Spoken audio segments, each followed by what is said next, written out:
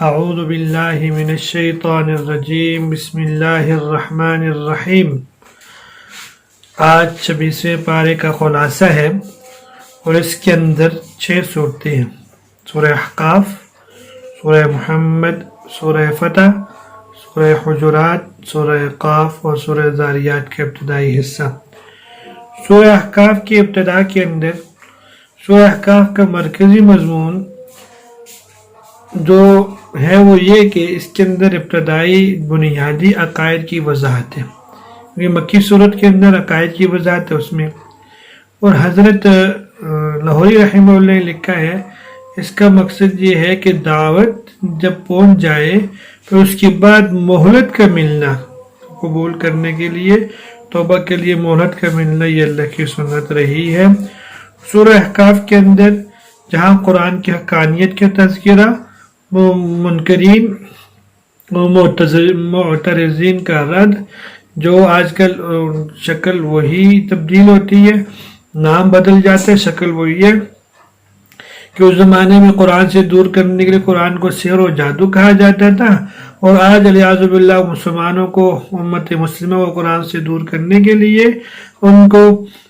2 چیزیں کی ہیں۔ پہلی چیز یہ ہے کہ مسلمان کا تعلق صرف رسمی طور پہ قرآن کے ساتھ ہو، قرآن کی حقانیت، قرآن کا ترجمہ، قرآن کی تفسیر، قرآن کے مفاہیم سیکھنے سے دور کیا جا رہا ہے، اور دوسری جو چیز ہے یا تو رسمی تعلق ہو یا شکوک و شبہات پیدا کیے جائے۔ اس زمانے میں بھی تھے، اللہ پاک نے اس کا بھی جواب تفصیل کے ساتھ دے دیا۔ اور اس کے بعد والدین کے ساتھ حسن سلوک کا بیان ہے،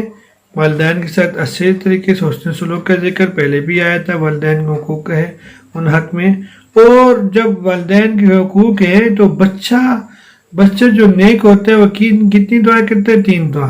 3 دعاؤں کے ذکر ہے۔ پہلا وہ کیا کرتا ہے؟ اللہ مجھے توفیق دے کہ میں تیری نعمتوں کا شکر ادا کروں، اور ان نعمتوں میں سب سے بڑی نعمت والدین کی ہے۔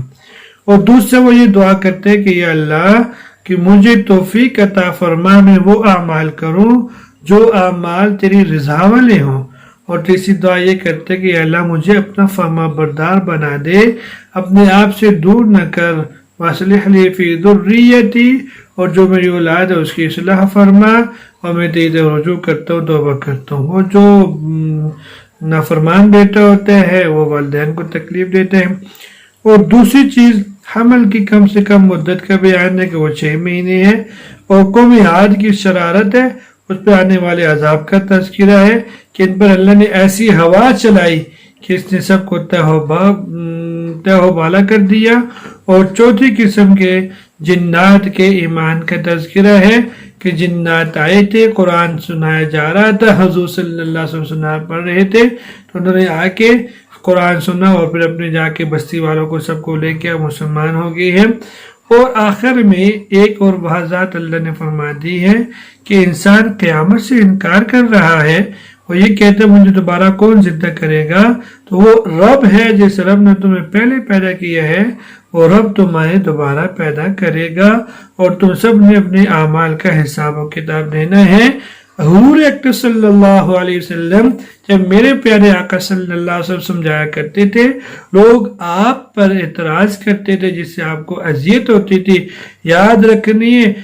رکھیے قوم میں سب سے زیادہ مخلص اور سب سے زیادہ مشفق نبی سے زیادہ کوئی نہیں ہوتا تھا، اور جو جتنا زیادہ مشفق ہوتا ہے اپنی امت، جو جس سے جتنا زیادہ اپنی امت سے پیار کرتے، ان کی بات تکلیف دیتی تھی، اس لیے اللہ پاک نے فرمایا میرے حبیب آپ صبر کیجئے، اولو العزم پیغمبروں کی طرح آپ صبر کیجئے،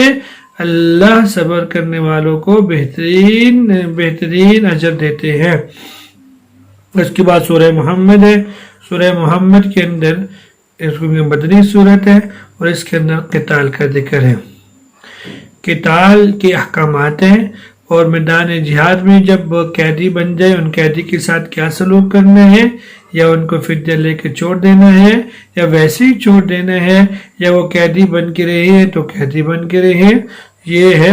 اور اس کے بعد اللہ پاک نے یہاں ایک اصولی بیان کی ہے کہ تم اگر اللہ کے دین کی مدد کرو گے اللہ تمہاری مدد کریں گے اور اللہ تمہارے قدموں کو جما دیں گے۔ یہ ایک اخلاص نیت کی طرف اشارہ ہے کہ جو بھی کام کرو کس لیے کر رہے ہیں اس میں ذرا ٹٹول لینا چاہیے۔ اور تیسری چیز جو سورہ محمد کے اندر ہے، اللہ نے ایمان والوں کے لیے کیونکہ جنت کا ذکر کیا ہے اور جنت کی مثال دے دی ہے کہ جنت کا پانی ایسا جو گدلا نہ ہو، جنت کے شہد ایسا کہ جو خراب نہ ہو، جنت کا دودھ ایسا کہ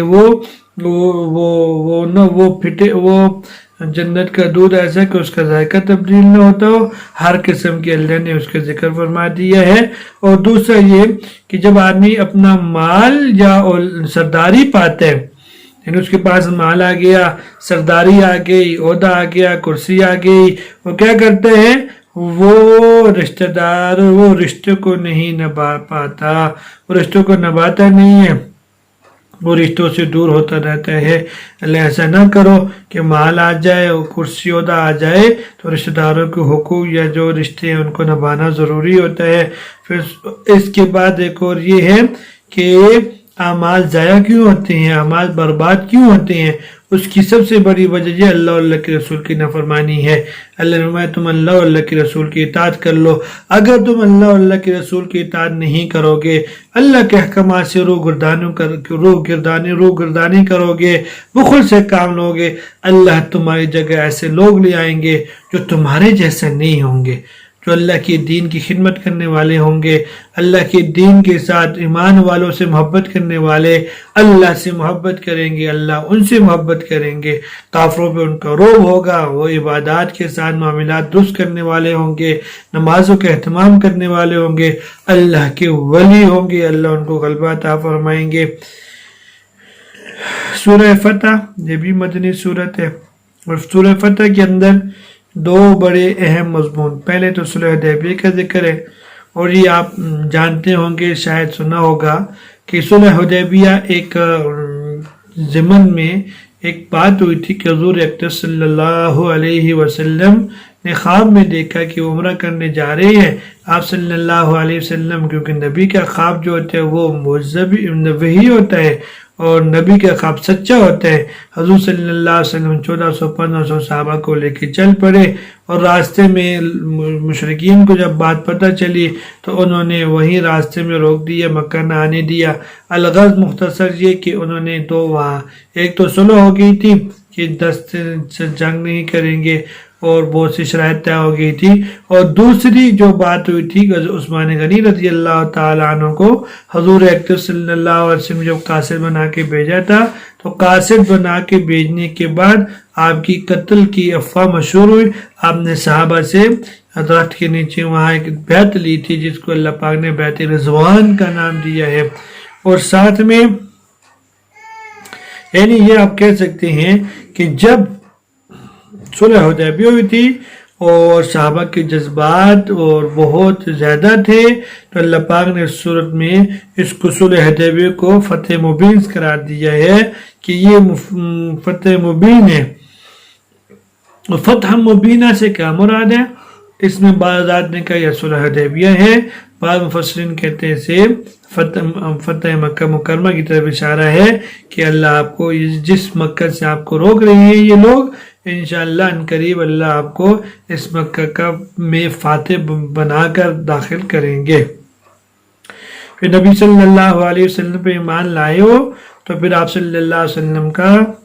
امت پہ ایک حق یہ ہے، 6 حقوق ہے، ان میں سے ایک بڑا حق یہ ہے ایمان لانے کے بعد حضور صلی اللہ علیہ وسلم کی تعظیم کرنا، آپ کی عزت کرنا، آپ کی توقیر کرنا اور آپ کے ساتھ ایسی مدد کرنا۔ یہ اللہ پاک نے ایک حق بیان کیا نبی صلی اللہ علیہ وسلم کا، تو تعظیم ہے، آپ کی توقیر کرنا، آپ کا نام ادب سے لینا۔ اور تیسری جو چیز ہے صلح حدیبیہ کے بعض حالات کا بیان ہے، اور چوتھی حضور اکرم صلی اللہ علیہ وسلم خواب کا ذکر ہے کہ مسجد نبی میں، اور آخر میں صحابہ کرام رضی اللہ تعالیٰ عنہم کی صفات کا ذکر ہے کہ وہ آپس میں کس طرح رہا کرتے تھے، اور ان کی صفات اللہ کو بہت پسند تھی، عبادات میں بھی خوب اچھے، معاملات میں بھی خوب اچھے، آپس کے تعلقات میں بھی خوب اچھے تھے۔ سورہ حجرات کے اندر پہلی بات تو نبوت اور رسالت کا بیان ہے، یا ہم اس کو سورۃ الاخلاق اور سورۃ الآداب بھی کہہ سکتے ہیں۔ اس سورت کے اندر اللہ پاک نے 5 دفعہ یا ایھا الذین آمنوا کہہ کر خطاب کیا ہے، اور اس کے اندر اللہ نے اجتماعی، معاشرتی، نجی زندگی کے آداب کو ذکر کیا ہے، اور پہلا ادب کیا تھا حضور اکرم صلی اللہ علیہ وسلم کا، کہ آپ ان کے سامنے نہ اونچی آواز کرو، اور جس طرح آپس میں ایک دوسرے کو بلاتے ہو اس طرح نہ بلاؤ، اور دوسرا جب آپ کو بلانے کی طرف جاؤ تو گھر کے دروازے کو نہ کھٹکھٹاؤ، آپ کو باہر سے آواز نہ دو جس طرح کہ آپ ایک دوسرے کو آواز دیتے ہیں، جس طرح کہ دیہاتوں میں ہوتے ہیں، وہ باہر سے آواز لگا دیتے ہیں، شور دے دیتے ہیں، نعرے لگا دیتے ہیں۔ اور تیسری چیز کچھ اللہ نے حکم دیا کہ جب فاسق کوئی خبر لے آئے افواہوں پہ کان نہ دھرو، افواہ پہ کان دھرو گے تو اس کی وجہ سے خاندانی شرازہ بکھر جائے گا، اور یہی وجہ افواہ کی وجہ سے نفرتیں بڑھ رہی ہیں۔ اور ایک یہ کہ حکم یہ بھی دیا کہ قتال ہو جائے تو لڑائی جھگڑا ہو جائے مسلمانوں کے درمیان میں تو صلح کروا دو، اور ساتھ یہ بھی حکم دے دیا کہ ایک دوسرے کا مذاق نہ اڑاؤ، جو چیزیں سماج کو، خاندان کو، جو سماج کو تباہ و برباد کرنے والی چیزیں ان سے بچو، جس طرح غیبت ہے، جھولخوری ہے، بدگمانی ہے، ایک دوسرے کے مذاق اڑانا ہے، برے القاب وغیرہ سے بچو۔ اور تیسری چیز یہ کہ ایمان اور اسلام کی حقیقت کو بیان کیا، اسلام کیا چیز ہے اور ایمان کیا ہے۔ اسلام ظاہری طور پہ اعمال کا نام ہے، اور ایمان حقیقت قلب کی، جب ایمان دل کے اندر داخل ہو جاتا ہے تو ایمان ہے۔ پھر سورہ قاف کی چند باتیں، یہ کہ تم ایمان لے آئے ہو، یعنی اس میں آخر میں یہ تم ایمان لے آئے اللہ پہ احسان کرتے ہو، نہیں، ایمان کا فائدہ خود کو ہے۔ جب ایمان لے آئے ہو تو حقیقت میں ایمان لانے کے بعد اپنے آپ کو کامل طور پہ جب تک حضور صلی اللہ علیہ وسلم کے دین کی تابع نہیں کرو گے اس وقت تک ایمان کامل نہیں ہوتا ہے۔ سورہ قاف کے اندر قیامت کا بیان ہے، دوسرا مرنے کے بعد دوبارہ زندہ ہونے کا بیان ہے، قوم نوح، اصحاب الرس، قوم ثمود، قوم عاد، قوم فرعون اور اخوان لوط کی تکذیب کا بیان ہے، اور جہنم کی کشادگی اور جنت کی قربت کا بیان ہے، اور آخرت کے میدان میں کس طرح لائے جائیں گے، مشرکین کو کیسے سخت عذاب ڈالا جائے گا، اس کا بیان ہے۔ اور سورہ ذاریات کے ابتدائی حصے کے اندر یہ بات ہے کہ پہلی بات یہ کہ حساب کتاب ہو کے رہے گا، اس سے کوئی بھاگ نہیں سکے گا، اور دوسری کی متقیوں کے بعد صفات کا بیان ہے، وہ رات کو بہت کم سوتے ہیں، سحری میں استغفار کرتے ہیں، اپنے مالوں سے سائل اور محروم کا حق فراموش نہیں کرتے، اور حضرت ابراہیم علیہ السلام کے پاس مہمان آئے، ان کی ضیافت کی ہے، مہمان کی ضیافت کیسے کرتے ہیں، اور وہ گناہ کو، حدیث میں آتا ہے مومن گناہ کو ایسا سمجھتا ہے اس کے سر پہ پہاڑ جیسا بوجھ رکھ دیا ہے، اور ایسے وہ آدمی جو منافق ہے یا جس کے اندر ایمان نہیں ہے وہ تو گناہ کو ایسا سمجھتا ہے جیسے ناک پہ مکھی بیٹھی ہوئی تھی، اس مکھی کو اس نے اڑا دیا ہے۔ اللہ تبارک و تعالی مجھے آپ کو قرآن سمجھنے کی، اس پہ عمل کی توفیق عطا فرمائے۔